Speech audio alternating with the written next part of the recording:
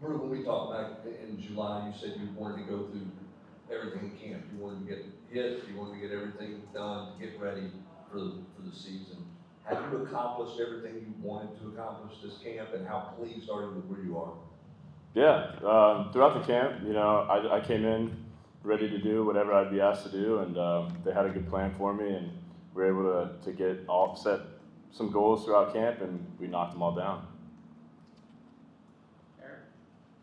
Bru, Coach Halsey said that you have been acting like a mentor on and off the field for Nico the last year that he's been here, year and a half or whatever. What have you done to try to help grow in the game of football and obviously in this offense and really just everything? Just a lot of helping him, try to manage pressure and dealing with a lot of expectations. He's obviously he's done a great job in how he's carried himself, how he's been a leader on the team. So I just tried to kind of help show him an easier path to, not making similar mistakes to myself, and just creating good habits and setting like daily things, like things that have helped me since I'm just an older guy. So kind of trying to get him to skip some steps and learning lessons. Bru, did you know Nico at all before like when you were growing up, before you came to Tennessee? You're older than him, but did you know him? I knew of him. Like you said, I was older, so like by the time he was kind of doing his thing, I was getting into college. So I mean, I would hear about him, but we didn't have a personal relationship at the time. Page in the back.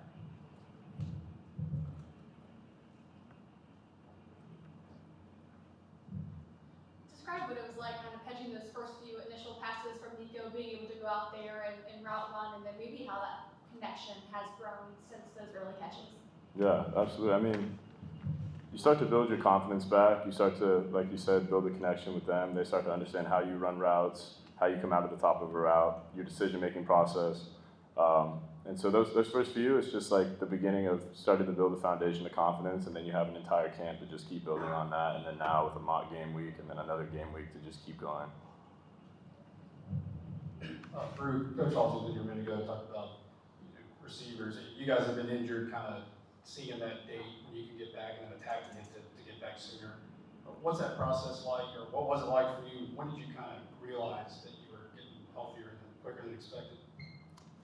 It was kind of as we went through spring, you push rigorous rehab throughout spring, and you kind of have the motivation of the fact you're watching your teammates go out there and practice every day. And then as spring was kind of wrapping up, I was able to do more like football-based movements, things of that nature. You start involving like catching a football in what you're doing. You start doing, slowed down route running.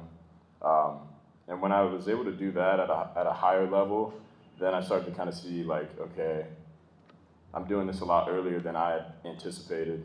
So, come camp, I want to be 100%. So you kind of move your goals back a little bit closer, and you just push the needle even more. So you want to be available for a guy like Nico, especially. And since I didn't get the opportunity to get that spring, get those reps in with him. So it was really just, it was more motivation for me to just keep pushing it.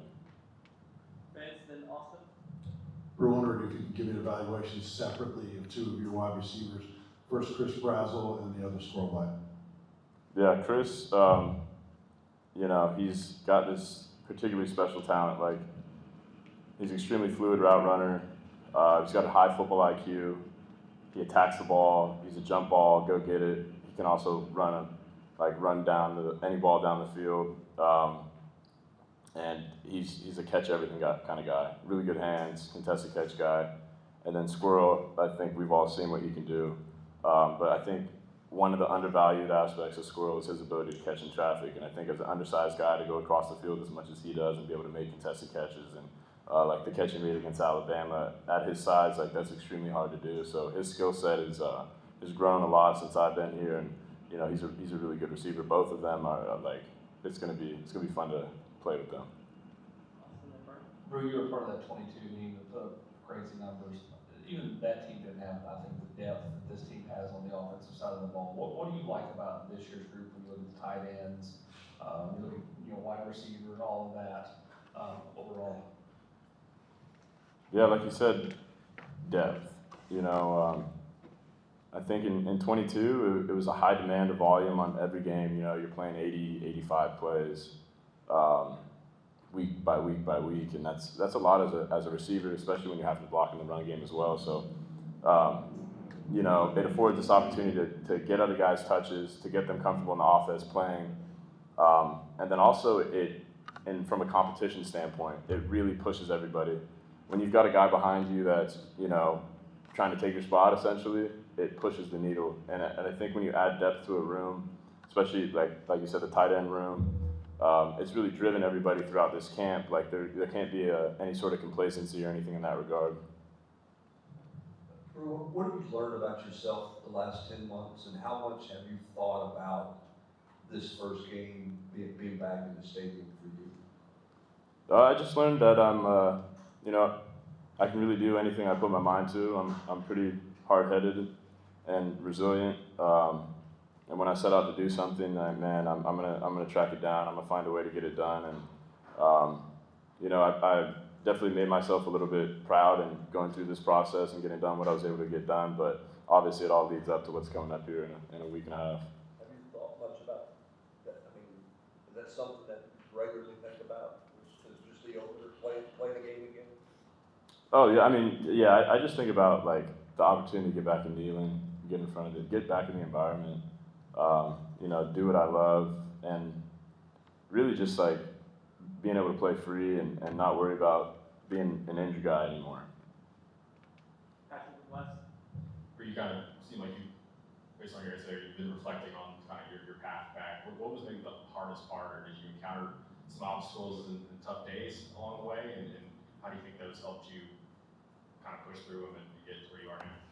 Yeah, I mean, you come across some, like they warn you as you go through the process. There's going to be days that are you could consider a setback, and I think that I struggled with when I couldn't progress certain days. If I had to take it a little bit easier, if I had to, you know, maybe make it a day I'm just focusing on getting the swelling down and things of that nature. Like it was a struggle in that regard, but really the mental aspect of it, not being involved, not being able to do the things you normally do, like really having a bum wheel and not being able to be as active as you are just as an athlete, that part's hard. But from the physical side, it's not as hard as it is mentally.